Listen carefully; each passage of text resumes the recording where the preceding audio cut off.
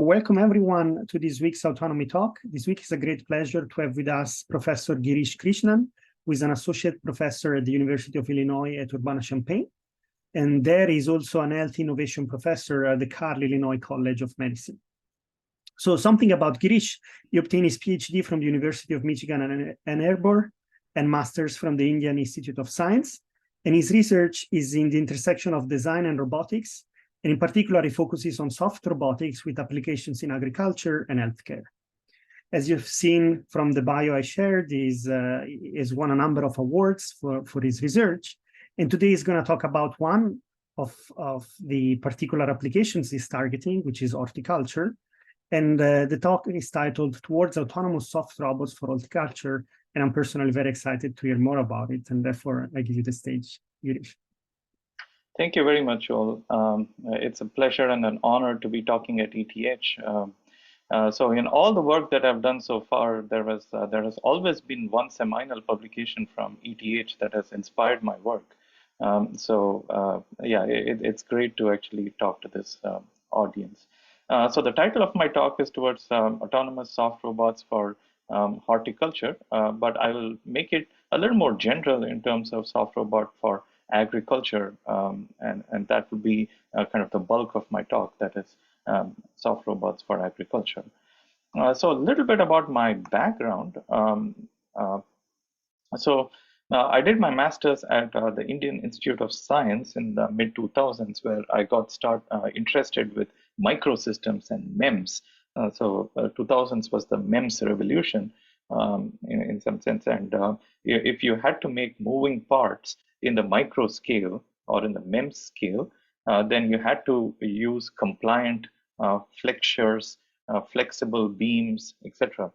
And then I went on to University of Michigan to actually learn how to design these flexible mechanisms a little more in a systematic fashion. So here you see is an equivalent of a compliant lever, where the input is magnified 2x at the output, but all this is just using flexible mechanisms. So much of my PhD and my training is on the design methods for these. So once I got on to the University of Illinois, I was very interested in soft mechanisms and soft robots, and especially from a designer's perspective, I wanted to see if some of this can be directly translated to soft robots, some of the design methodologies and formulations. And I spent a lot of my time in kind of designing these soft robots for orthotics and prosthetics and exoskeletons. And then figured out that actually designing for humans is a pretty hard task. Involving humans in the loop is pretty hard. I wanted to take a step back and maybe design these soft robots for agriculture, where I'm trying to substitute or replace the human involvement in agriculture with these robots. So in short, I was trained as a designer, and I tried to look at everything in terms of a design problem. And even in this talk, you will see me talking passionately about design. And when it comes to controls and autonomy, I'm still a newbie, but I will try to show what we have done and all the knowledge that I have learned through my students. So whenever I discuss soft robots with my colleagues or collaborators, they understand how making something soft can make it adaptable and safe. However, there is an inherent perception that they may not be as strong and as accurate. But we are wrong, because nature has several examples of how you can make certain things soft and yet strong. So here's an octopus, which does not have a backbone, taking over a shark, which has some preliminary kind of backbone. And this would be completely non-intuitive otherwise. So here is an example of a snake guided by infrared vision, etc., trying to so accurately and so quickly pounce on this this bird, which I've still not able, we are still not able to see such alternatives and equivalents in engineering. So there needs to be a change in perception. Softness is not necessarily strength or loss in strength. Similarly, stiffness does not mean strength. You can make something that's flexible and yet strong. I think this audience is kind of mature enough to understand what a soft robot is. Soft robots are basically robots that do not have any rigid components, rigid actuators, sensors, and even structures. I think there are very prominent authors in this talk who have kind of built the field of soft robots from scratch. I mean, from my perspective, if I would like to compare rigid link robots with soft robots, rigid link robots are more anatomical in nature, which means that the functionality that you get is from the geometry. For example, gears meshing is purely geometry in some sense. Links, the revolute joints, they're all purely geometry, and you build robots just using some of these features. But soft robots are more phenomenological in nature. So what this means is that some of these robots, like you see here, and a very early robot by Rob Shepard's group, then at Harvard, where the relationship between the bending of some of these members is closely related to the pressure and the volume, air pressure and the volume inside. So as long as the phenomenon is valid, it really does not depend upon how the geometry of this whole thing is in the current situation. So there is, of course, coupling between structure, actuator, and controls. And this coupling is a kind of key to the phenomenological nature of soft robots. So a little bit towards how the field of soft robots is evolving. I think most of us are familiar with these artificial pneumatic muscles known as McKibben actuators, which came about in the 1950s, but got popularized mostly later in the 80s and the 90s. And then they were used in mostly bio-inspired robots. They were used in hyper-redundant robot arms. And then in early 2000s, we saw something known as an octarm, again, inspired, I guess, by the octopus, but then using some of these arms in series and parallel. You will see some of these later in my talk as well. And then I think in the 2010s is what I observe and call as the soft robotics revolution, where we had several of these robots, structures, actuators, sensors, etc., which was demonstrated. Some of these have progress towards applications as well. For example, the Soft Pneumatics Inc. is now a company that makes these soft grippers for industrial applications. Primarily, it started out with actuators, but then now we have these soft sensors as well to go in with them. And then there has been a lot of effort in modeling, controls, and in some sense, integration of complete systems, which is where autonomy comes in with proprioception, feedback, etc. What's interesting is who started this field in some sense.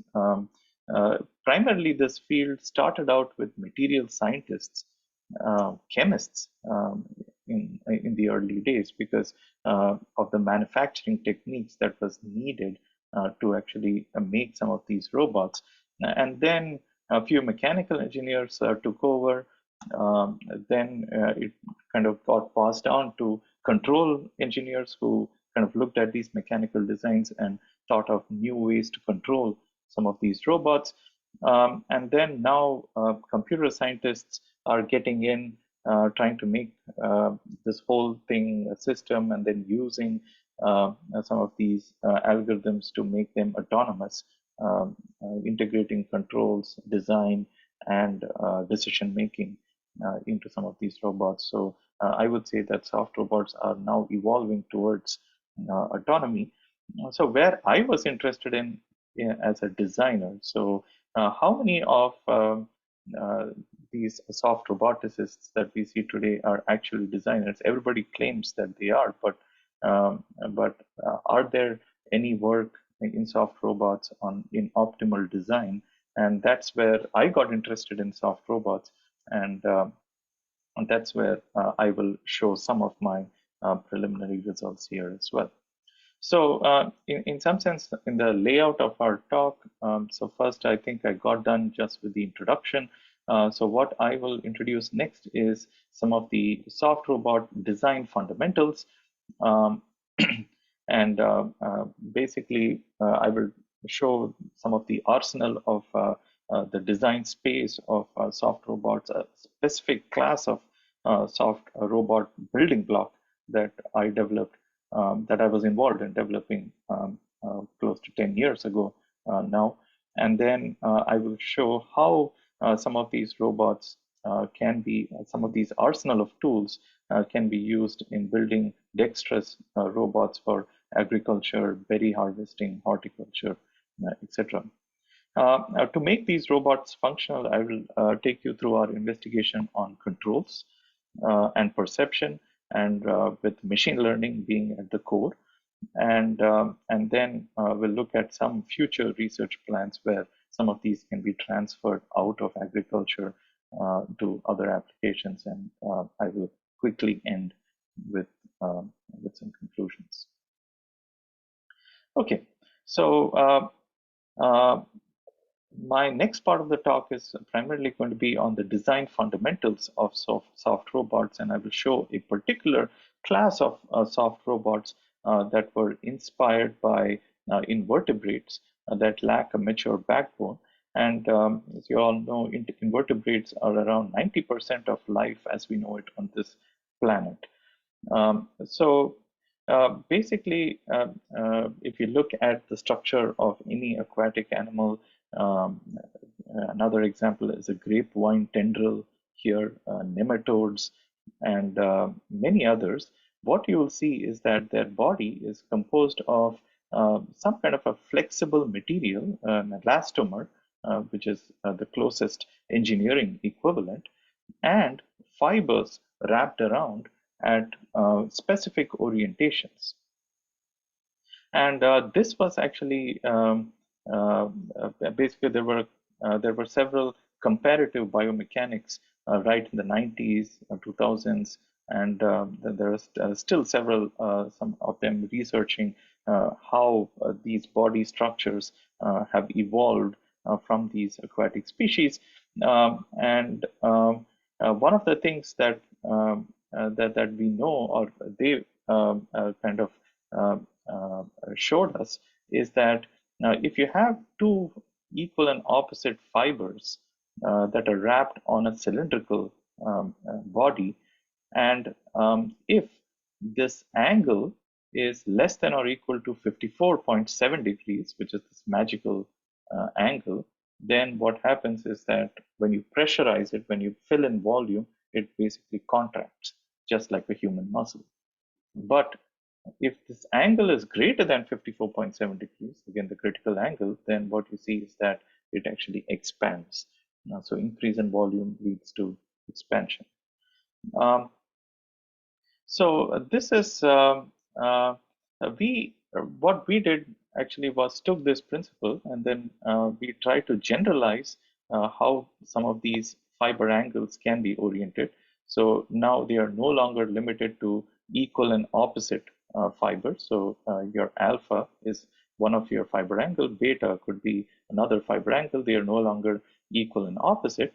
And we were really interested in how some of these fiber angles lead to these deformations, unique class of deformations.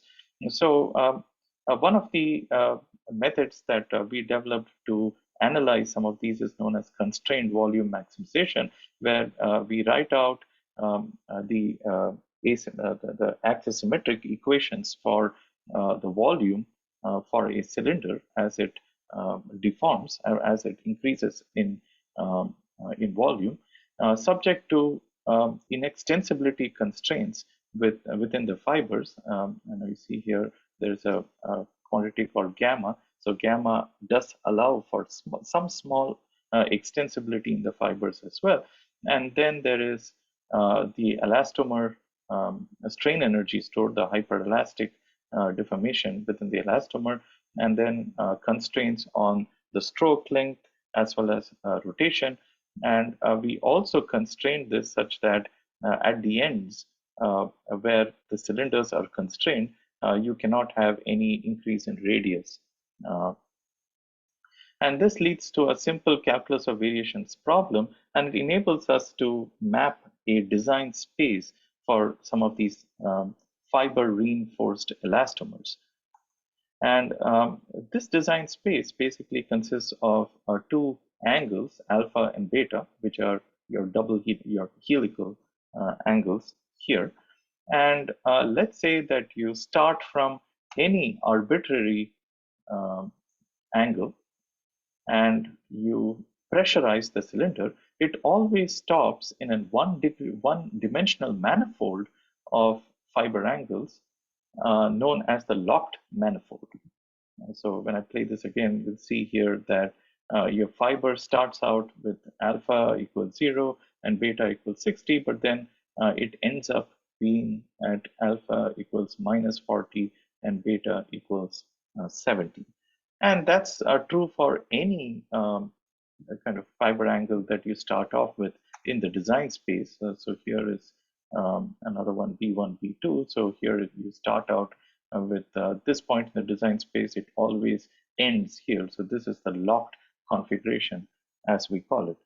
Even the well-known muscle type of configurations can also be mapped into this equal and opposite design space. So you see that this is actually just one line, but in truly what we see is that there's this whole design space of fiber reinforced elastomers that can be utilized for various applications. And back then, maybe 10 years ago, maybe 8 years ago, they were still in some sense undiscovered or unused for applications.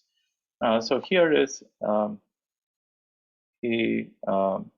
fabricated fiber reinforced elastomer, which is the A1, A2 elastomer that you see. It starts out primarily rotating, but then there is also an axial contraction component to this. So what's interesting is that this can even kind of translate to three-dimensional motions, like you see here, a spiral motion. So basically, this starts out with an extreme corner of the design space, and as the fiber angle evolves, it goes and hits this point, the locked configuration here, and then you can get even different winding patterns of different pitch and different kind of helical diameters as well. So we got interested in this inverse design problem, that of shape matching. So given like a shape, a three-dimensional shape that we can take, in this case a knotted configuration, can we design a fiber reinforced elastomer so that when you pressurize it with just one pressure, it kind of quickly knots itself into this kind of configuration. Turns out that in 3 dimensions, the problem is quite hard because of gravity and other biases that are unexpected. However, we first took it to 2-dimensional problems, where first, given a particular shape, how can we design these fibers so that with just one actuation, with one control signal, you're able to get this particular shape.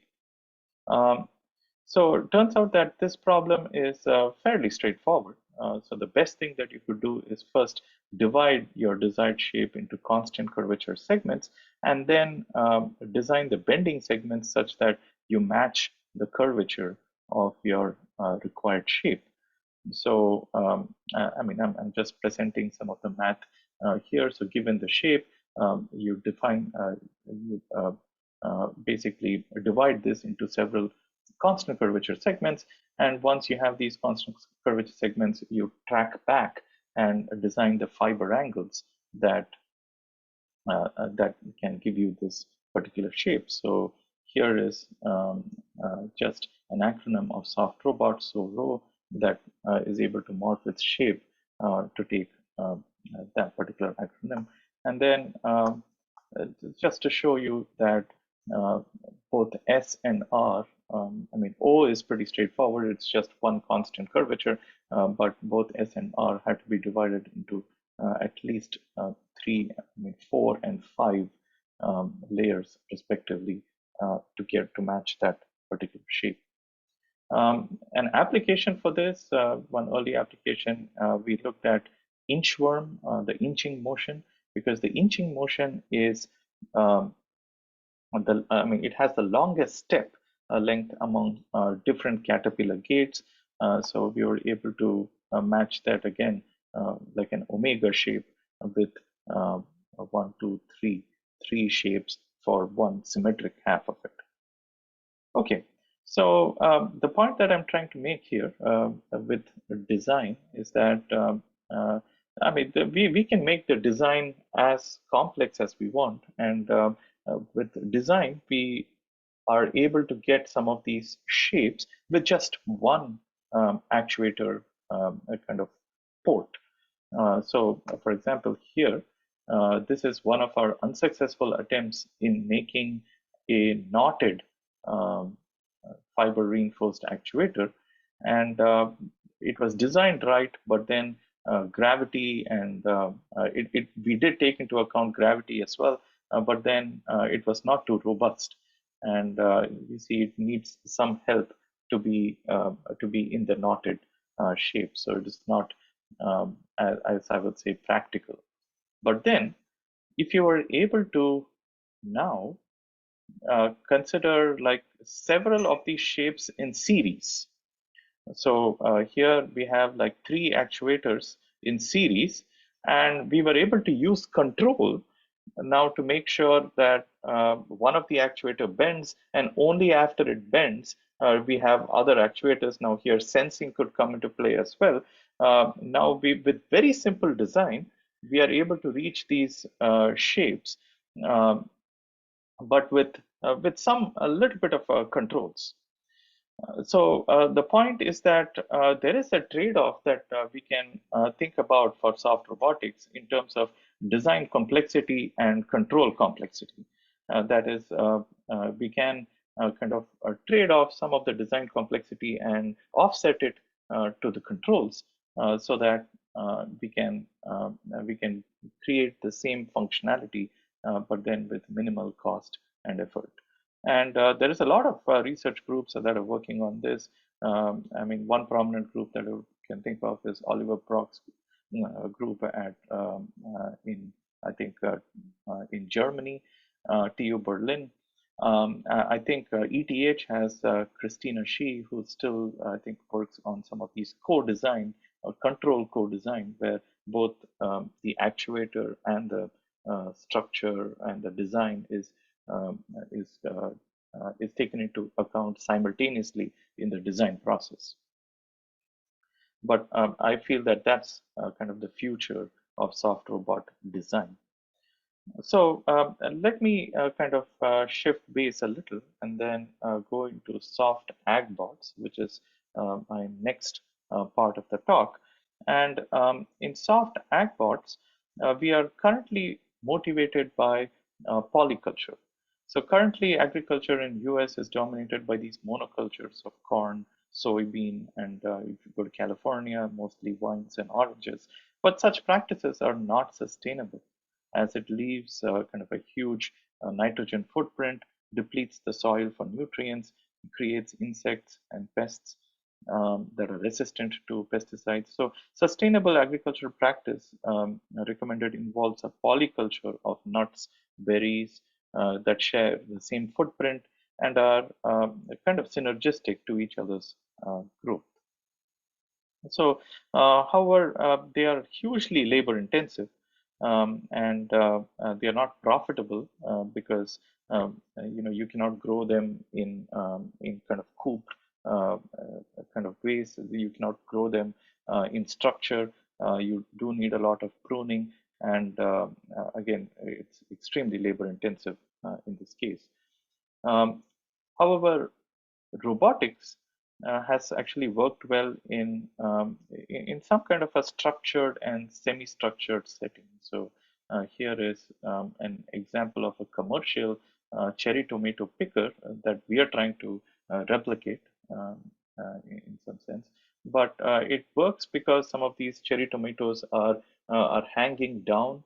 All the fruit is well visible, and the leaves and branches are well pruned so that they are not in the way of the fruit. But in most amateur grown settings, in fact, this is a picture that we took from our autonomous farm at Illinois as well. You see most of the cherry tomatoes, there are strawberries and raspberries as well, but they are all over the place, mostly inside the canopy, some of them hanging down. And if you send a robot out there and try and ask the robot to detect how many berries are there, it basically detects only like 20 or 30% of the berries because much of it is hidden inside. So how do we make robotics viable even in this setting? So a little bit of about the need for dexterity and autonomy in some of these agricultural robots. So in agricultural manipulation, there is currently no substitute for human dexterity. So most robotic solutions are also large in size compared to the plant, and thus are unable to access like under canopy areas, which is where the magic happens. Um, some of them, so if you increase dexterity, of course, you increase size, you increase cost, and there is a lot of trade-off there. See, the only scalable alternative is a team of small length scale robots. So currently, here is one robot called Terrasentia from EarthSense. It's from my collaborator Girish Chowdhury's group, which is able to grow between the rows of corn. So typically in the US, the rows of the corn are 30 inches or 36 inches apart.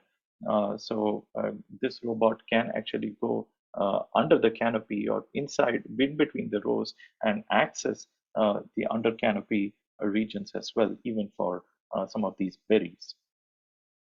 And the only scalable alternative, as I said, is trying to make these robots and use teams of such small length scale robots with dexterous manipulators that operate under high levels of autonomy, because only under see here level 3 and level 4 autonomy and beyond does robotics become cost effective in the US agricultural landscape. While such levels of autonomy have been reached for crop breeding, where you just require one such rover that goes between rows and a camera and a LiDAR that basically detects the width, the stem width, and the color, etc. It can also do something known as cover crop, where basically plant crops, these cover crops on the soil to preserve some of the nutrients, and it can also do some preliminary form of mechanical weeding. And well, they are in stage to basically obtain such kind of levels of autonomy by 2025. But for manipulation, we are still in, I would say, level 1, maybe going towards level 2 a little bit. So there is still a lot to catch up before some of these um, systems are profitable for the US agriculture. So our solution, what we tried initially is a retrofix of a hybrid soft manipulator on an existing rover here. Um, this rover, of course, is the Terracentia rover that you saw in the previous slide. It's able to go through rows of plants. We went in with this hybrid soft rigid architecture where the proximal degrees of freedom are conventional and jointed. So you can see all these joints here. And the distal degree of freedom is basically soft. And we use this in something known as a variable length nested concept, wherein the soft part could be completely retracted and caged inside the distal manipulator or this distal rigid manipulator in case you do not require some of the soft elements. If some operation is basically small enough or easy enough to be done with the rigid manipulation itself, we can completely retract back the soft manipulator and then do this. But then once you want to go inside the canopy where the rigid manipulators do not have access, then you can deploy these soft manipulators in an extrusion type of architecture, and then it can basically go inside and perform some dexterous manipulation. So this is our aim. And this kind of robot platform is completely untethered. So we are using like the pneumatic soft manipulators here. So it has a miniature pump. It has all the valves. It has the regulators, accumulators, all boxed inside this particular system.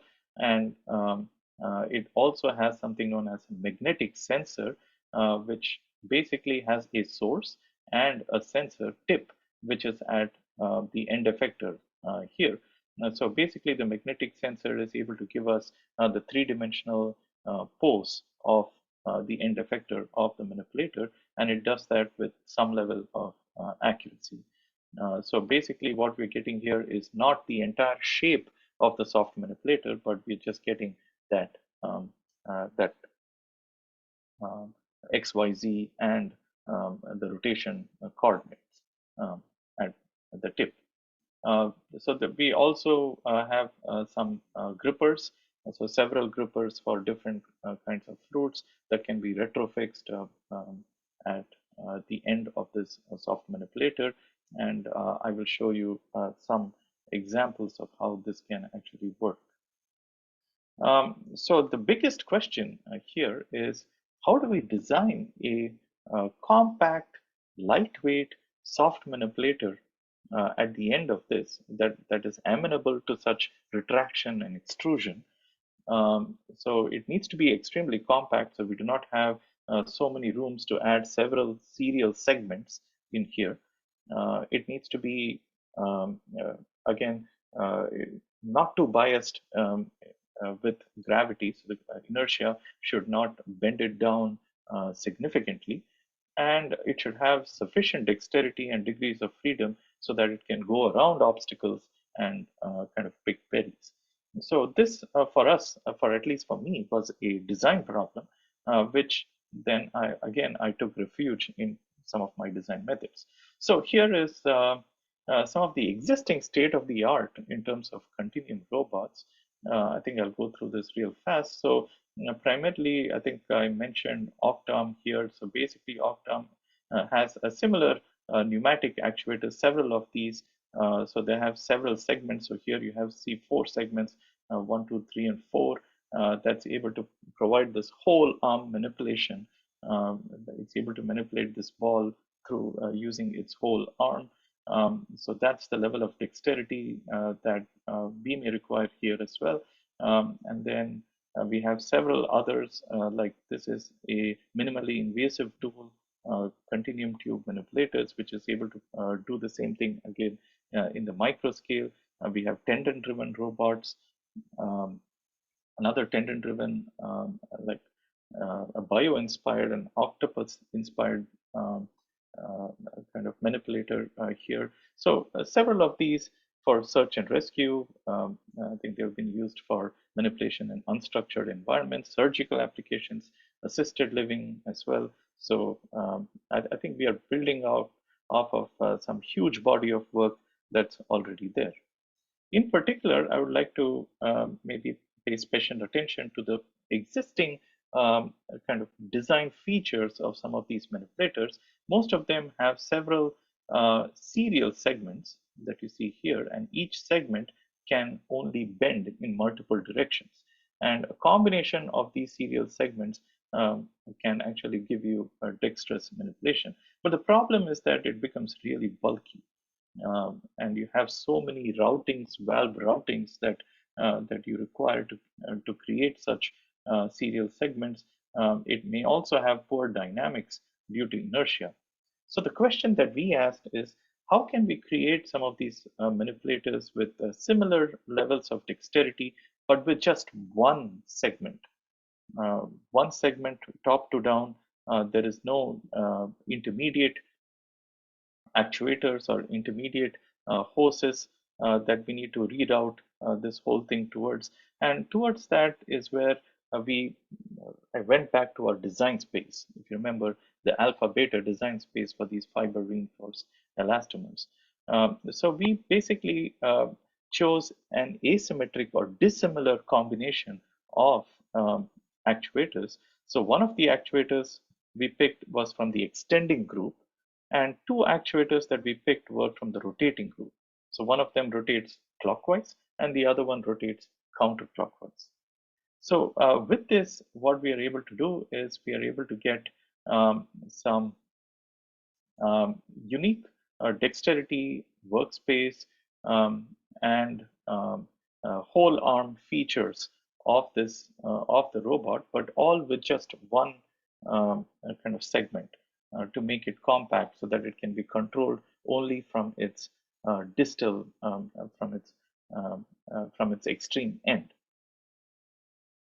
And this way we are able to actually integrate it within our soft hybrid segment. So this basically requires just three actuators or three pressures controlling the bending segment, the rotating segment, and another rotating segment. And every other degree of freedom of how exactly it's oriented comes from the rigid part of the robot. So again, our aim here is that now we can position the rigid robot close enough to the berry and then use the soft robot to deploy its actuator. And we have very preliminary grippers there, and it's able to even provide the actuation pattern. It's able to rotate or torque or twist about its length or torsion to be able to sever the berry here as well. So again, the primary aim is that if the berry is actually close enough or at the periphery of the plant, then we just need the rigid robot to be able to accurately position itself and pick the berry. But if it's well inside the canopy, then the soft robot can go in, it can twist and turn and pick the berry there. So that's the system that we're building, but it's extremely challenging. So what you see here is I mean, I accept it's a choreographed video. There are no sensors, there is no camera here. It's all a kind of task space controlled by, in some sense, the remote controlled as well. So how do we build in control and autonomy? So I will try to go in to some of the work that we have done here in this space.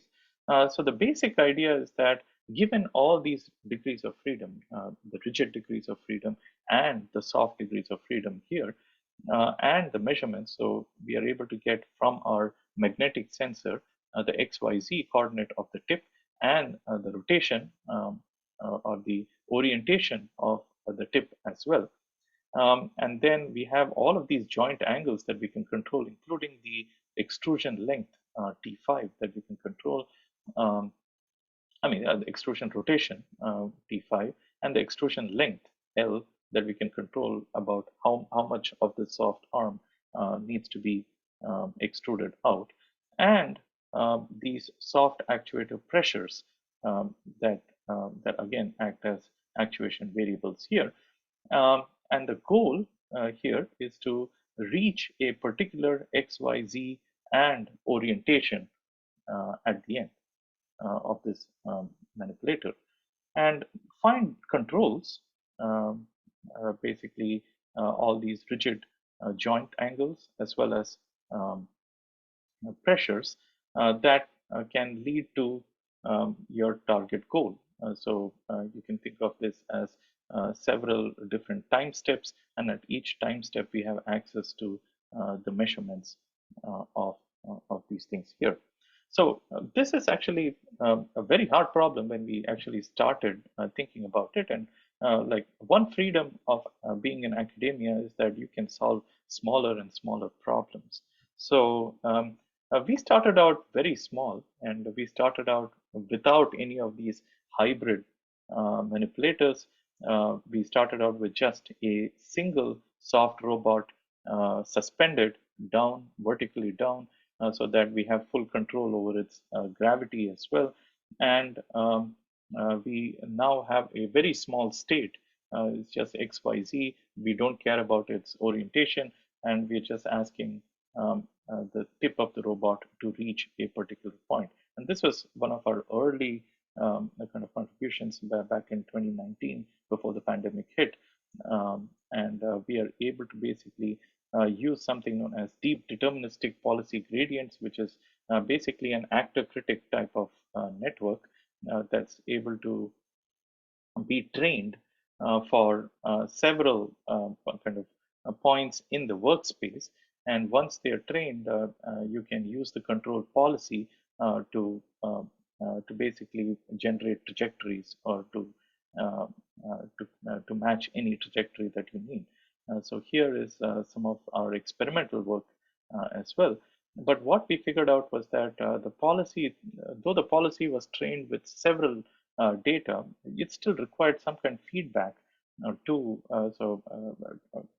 accurately match a trajectory requirement that you had. So if you just try the trajectory open loop, you had huge errors. But then as you close the loop, our errors go to close to around 1.5 centimeters. To build in some context, the diameter of the robot itself is around 3 centimeters right there. So next, what we're trying to do today is trying to create a dynamic control framework based on a popular paper that appeared a couple of years ago on basically trying to learn the robot dynamics. And here we are actually taking all the different states of the system, both the rigid states as well as the soft state. So we are trying to learn the robot dynamics and then generate optimal trajectories for different points in the workspace, and then learn these as control policies. Again, so we have two neural nets doing that. And again, this can be done in an actor-critic type of framework as well. So what we found here with this was that the forward model dynamics can be learned fairly well with an average tip error of around 3.1 centimeters and an orientation error of around 0.88. Orientation error was not as good, but the point is we are still able to place the tip of the manipulator within a ball of the target, within like an error ball of the target. And then this combined with perception. So for perception, we have a real sense camera in the robot. So it's sitting at the base of the robot, and it can take in both RGB data as well as it generates the depth data. And by using mask-R CNN, now we have gravitated towards YOLO V7. We are able to segment some of these berries and overlay the depth data on these segmented berry data to give us the XYZ coordinates of the cherry tomato. And this is what we've seen, by basically surveying several literature. Everyone says it works well, but it's always subject to perfect lighting it's perfect, subject to your depth camera accuracy. And in our case, it was always a hit and miss. Sometimes we get the right coordinates. Sometimes our coordinates are off by more than what the accuracy of what your soft robot can give you.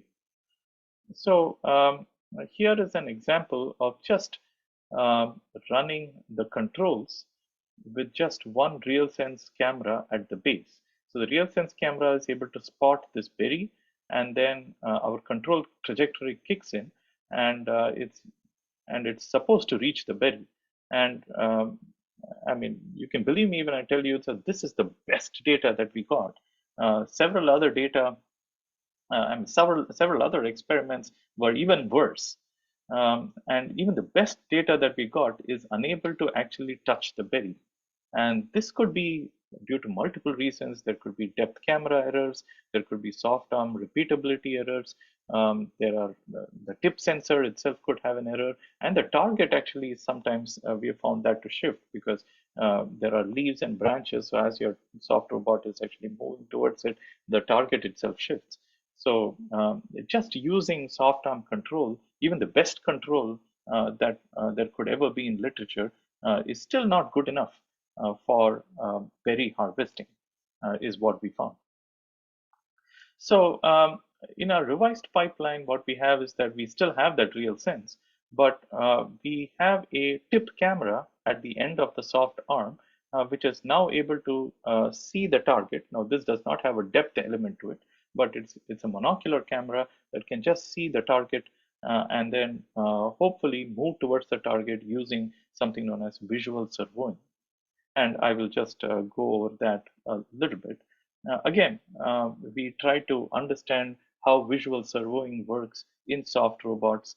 I think with a simple toy problem where we just have a manipulator hanging down, we have a tip camera here. The tip camera is able to view the target, and it's able to move towards the target, center itself along the target, etc. So here we have again two cameras. One, the base camera, which has very limited mobility, and then we have the tip camera here. The framework that we used is a hybrid visual servoing framework where we basically capture the image. Sometimes the target may be visible only by the base camera and may not be visible by the tip camera. So in those cases, what we do is we find something known as feasible zones for the tip camera to move towards. So that's where our control framework acts. So given the target point, which can be seen only by the base camera, we give signals to the tip camera to actually move to a particular point in the feasible zone. It could be any point in that feasible zone, and we basically find that point where even if you're off by a certain amount, you still should be able to see the target. So we estimate those feasible zones, and then we take the tip camera to the feasible zone.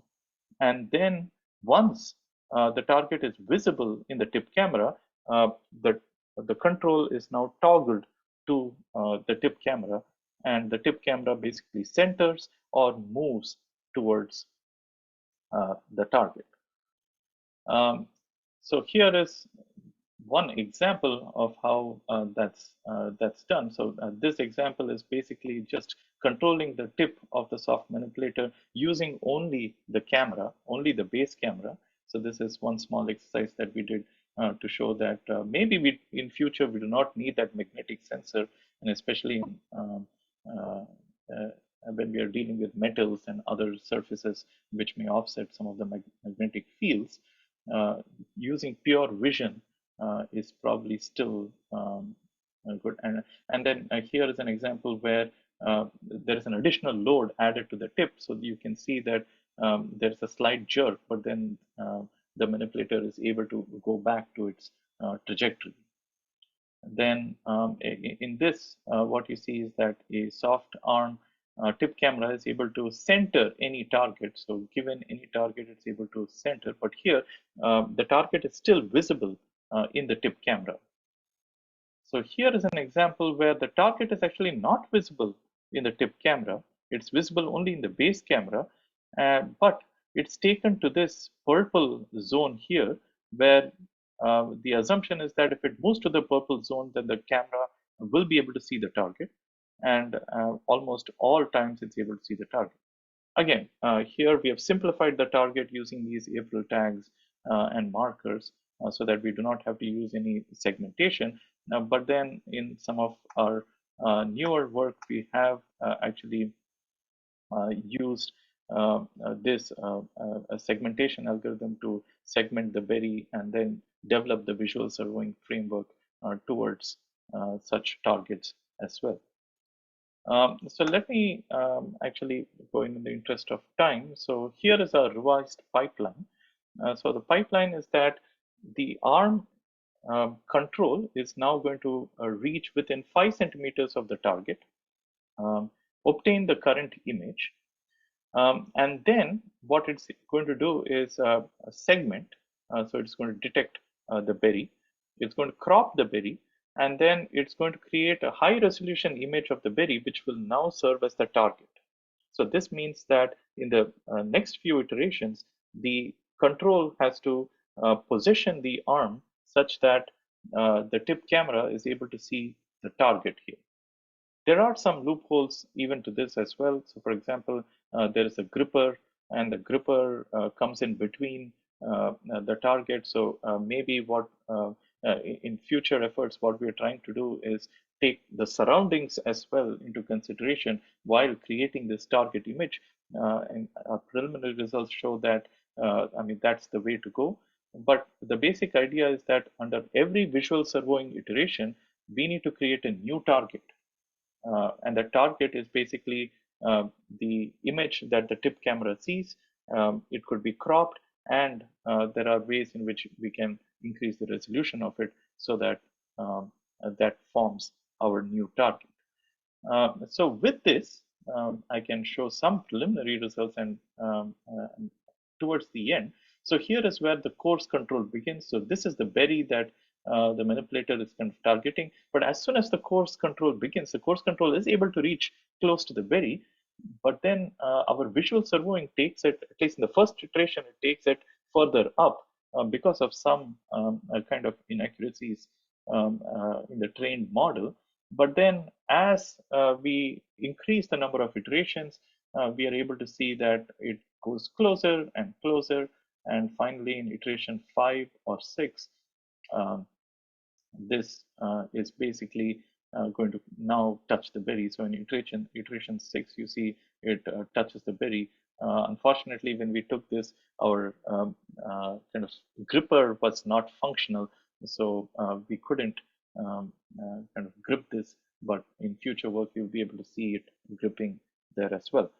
So I will just take 2 more minutes in showing some of the other work that's relevant to agricultural berry manipulation. So one of them is could be presented in IROS next month, I guess, in Detroit. So some of you are there. It will be great to catch up.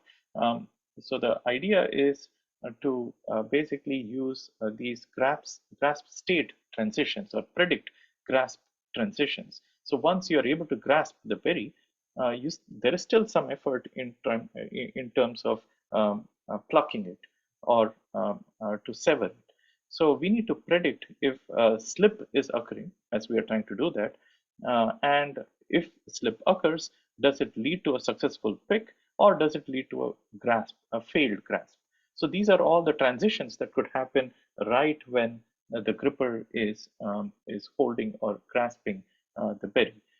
So again, we took the help of our good friend machine learning here. So this is the basic design of a gripper. It basically has an IR sensor and it has an IMU. So these are some of the very lightweight sensors that could go at the tip of these grippers, because any other sensor would be heavier and would not be able to and would significantly attenuate the soft robotic the arms motion.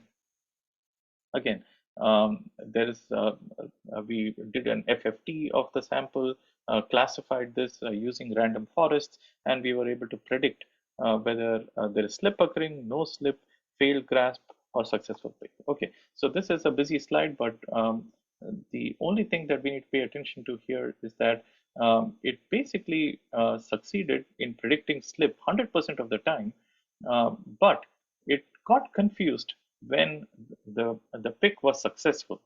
It didn't understand between failure and successful pick, because I mean, those two situations are a little similar. So here is just a simple demonstration of how this works. So this is in real cherry tomatoes. So it's able to predict no slip, and suddenly it's able to predict slip, and then it's able to predict grasp failure. While here in a successful pick, it's predicting no slip, then there is a little bit of slip, and then there is a successful pick. So it's able to predict that. But then once the pick is successful, it gets confused between failure and pick. So that's an additional thing that we need to kind of look at. So with that, I'll end with some of my future work. So we are trying to actually automate something known as a high tunnel operations here. So high tunnels are basically greenhouses, but they are not temperature controlled. And because of that, some of the plants, especially cherry tomatoes that are grown inside high tunnels, they are slightly unruly, require a lot of labor to prune and harvest. And our aim is to use some of these methods that we are developing, gain further proficiency in them, so that in the next few years, if I'm still giving this talk in like 3 years from now, I'll be able to show you successful high tunnel operations using autonomous soft robots. One thing that we would like to do, again, extend, is to use the human level dexterity requires at least combination of 2 arms. So how best can we employ 2 arms in some of these agricultural berry problem, where one of them can be used to retract a branch and another one can go and pick the fruit. We are trying to use this in telehealth as well, in terms of assistance for older adults, and as an intermediary between physicians and the patients themselves. So this concept actually gained some momentum during COVID days, and we are still kind of looking at the feasibility and the preferences of the healthcare professionals as well as patients in doing so. Another project that I'm working on using some of these soft robots is a training simulator for heart surgeries. This process is known as transeptal puncture. Again, there has been an ETH group that has actually worked on this as well. And the basic idea is, how do you train them so that they can use some of their catheters to go from the left ventricle to the right ventricle without puncturing the aorta, which could be disastrous. So let me conclude here. Again, the goal of our study, or of several research groups, including mine, is to make soft robots as efficient as what we see in nature. And of course, there is a lot of coupling that happens in soft robots between structure, actuators, and controls. What I propose is that that there needs to be some coupling between sensor, actuator, controls, and perception as well, to kind of make soft robots, or integrate soft robots within the autonomous set of robots that are already being developed. With that, I'll like to thank all my students and my group and my funding agencies and my collaborators in this part of my work as well. And with this, I'm open to questions. And thank you so much for being patient. And it looks like I have actually gone over time. Thank you, Girish. No problem. Thank you for the great talk. Let's open now the stage for questions. Girish, you mentioned you have another meeting. How much time should I budget for that? I mean, I have I need to leave in half an hour. So that's, okay. And I it's think, all online these days, so, so okay, very that's good. All right, so let's open the stage for questions. You can either directly ask by raising your hand, or you can type in the chat and I can read the question for you. Maybe I'll start as an icebreaker. I mean, very interesting work. I was wondering when you were mentioning the control of these soft robot arms, whether the weather conditions play a certain role. Like I can imagine wind, temperature, rain, these kind of things. I imagine your system has an advantage over humans, also because it can operate nonstop, ideally in right. the big picture, right? So how do those conditions influence So, your dynamics? right. So, uh, one of the things is that wind has actually, I mean, we have tried testing this in outdoor environments, and one of the biggest challenges that we faced was actually the target shifting. So in between the time when I'm going back to that slide where yes, so and this actually more inside high tunnels, which are semi-outdoor facilities. But with wind, what happened was that our target kind of kept shifting and kept moving, vibrating, and this was very difficult to deal with, even if you have the best sensors and the best control. The biggest error that we still see is depth camera error, and this has a lot to do with weather as well. Suddenly, when there is a lot of sunshine, there is the shiny environment kind of brings in the surroundings within the mask as well, and so now your coordinates, your target coordinates are off by at least 10 centimeters, because suddenly it thinks that part of a shiny leaf also belongs to the berry. So again, yeah, the weather plays a big role. Interestingly, the best lighting system was actually a twilight a lighting system that worked very well for some of these detections.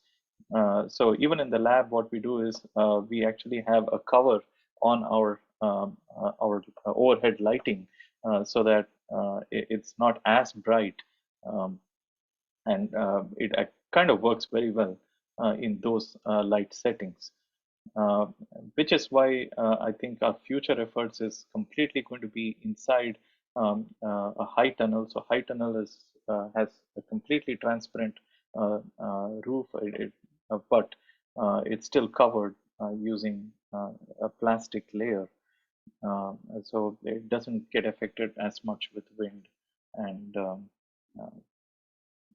rain. That sounds good. Very, I mean, it's a very interesting but also very complicated problem, I guess. Right. It's very exciting. So there is another question from Jonathan online, who says, it looks like you mostly tried learning-based control for your work in soft robotics. Have you also looked at more classical model-based approaches? Absolutely.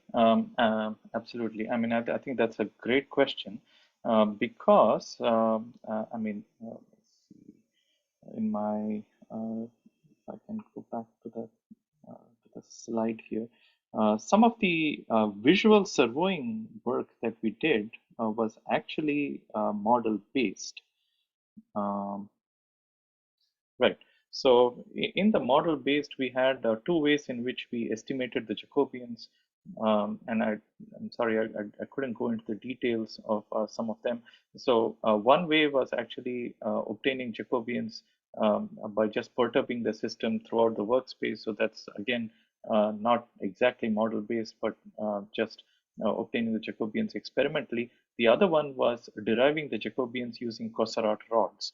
And this is a part that we are still working on. So there is a paper in progress that we are writing, where we are estimating the Jacobians using a Coursera rod that we have uh, that we have modeled based on these soft actuators. But then there's a little bit of experimentation there as well, because to make these rods fit this asymmetric uh, architecture of the soft manipulator itself, we had to run several experiments to see how the actuation in the Coursera rod can be mapped to the pressures that we are that we input into these soft manipulators themselves. So with that, I mean, our initial investigation says now you have to take this with a pinch of salt, that that there is nothing really to choose between the model based and model free. In some ways, in soft robotics, model free and model based have their own shares of inaccuracies, and maybe for some it may work better, model free may work better, for some model based may work better, but our system seems to be, at least the soft system, because it is, I mean, we concentrated so much on the design. Controls wise, I would say it's not too optimal. It does not lend itself to a straightforward model, which is why I think we gravitated towards model-free methods to start with, because we can get some kind of an objective result right there. But as we kind of try to understand and model our system, I think we will see more model-based methods being compared to the model-free methods. But yes, I think it's a ripe area where we need to compare model-based and model-free, at least for this work. Thank you, Jonathan. If you have a follow-up question, please follow up in the chat. Any other question for Girish?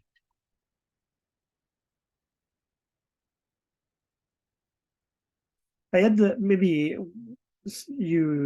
had a question in mind, and then you showed some future work, so you kind of answered it already. But I was wondering about, so you showed a lot of things about the local problem for one robot, but I guess there is also, as you pointed out, a lot of interesting problems arising when you try to coordinate different robots or different, in this case, different arms. Right. So in that case, here you showed one single robot doing multiple things, but are you also thinking about different robots doing different tasks and collaborating in the same environment? Right. I mean, that's an interesting question, because we do, I mean, eventually our goal is for teams of robots. You could either have multiple arms on a single robot, or a single arm on one robot, coordinating so that you're able to perform the whole thing. Again, the question is serial versus parallel. So when you're doing everything with one robot, it's going to be extremely hard, and currently we are in that stage. But with parallel effort, things become very simple. So, for example, a simple task of berry picking in such unstructured setting actually is very simple. If you're able to move a twig or move a branch and then get direct access to one of the berries, that's very simple. Another thing that we have noticed is that if you are able to, so this is the case where we are trying to move a twig, and now the berries are easily accessible. We can also move the twig closer, or we can stabilize the twig. So let's say there's a wind. You asked a question about wind, but yes, so we can stabilize the twig, and now some of them don't move as much, so you can access the target even better. Here is one case where, I mean, I call this the propped approach, where sometimes because of gravity, you may not be able to reach a particular point with a manipulator. So what you do here is prop it with another manipulator. So this forms a support structure for the manipulator, so that you are more accurate in reaching a target, and gravity does not weigh you down as much. So that's one other approach that we found to be helpful. But yes, I think, I mean, the entire thing reeks of going towards two arms and teams of robots. Thank you. That's really, I mean, it's a really cool application. There is another question from the chat from Jorge, who asks, I have a comment for space technology. Is there any approach now? And I asked to specify a bit more And it says, for remote control, supposed to move an antenna or space exploration, taking samples. I mean, great question, because that's something that we are going to be eventually looking at as well. I have a space project that will come through at some point. So there has been some work in space kind of robotics. For example, in satellite, there has been some interest in repair, refueling, etc.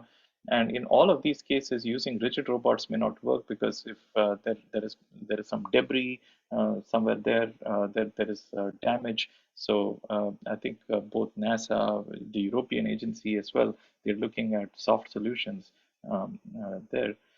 And I mean, I may not be directly, I think, in tune with some of the specific questions that you asked, or some of the specific applications. I may not be especially aware, but I know that there is a lot of interest, and we are at some point we will be looking at some of those systems as well. Sadly, some of the pneumatic systems may not be as applicable in space. So there is going to be some restrictions on using some of those pneumatic components. I mean, in my kind of experience, pneumatic soft robots give you the maximum dexterity, but we may have to gravitate towards more like cable driven, tendon driven type of soft actuators in those cases. But then we really need to redesign it so that it can bear loads. So what we are trying to do is maybe pick a very little force that needs to be used to manipulate, but and even the weight of the berry itself does not weigh down the manipulator as much. But then the moment you start looking at screwing or any other application in space, it's going to be a challenge in terms of how are you going to transfer so much force at your distal end. Thank you, Girish. Looks like we don't have any other question for Girish. I think you left your email in case people want to reach out for follow-up questions. Oh, absolutely. I mean, it should be in my first slide, I guess. Exactly. I think it was there.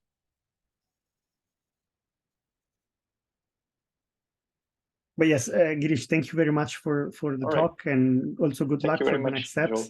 All right, thank you very much. Yeah, I mean, I hope I mean, your audience kind of was able to resonate with some of the things that I'm talking about. But I mean, I'm new to this field of autonomy and control a little, but yeah, but with soft robots, it's going to get very interesting in the future.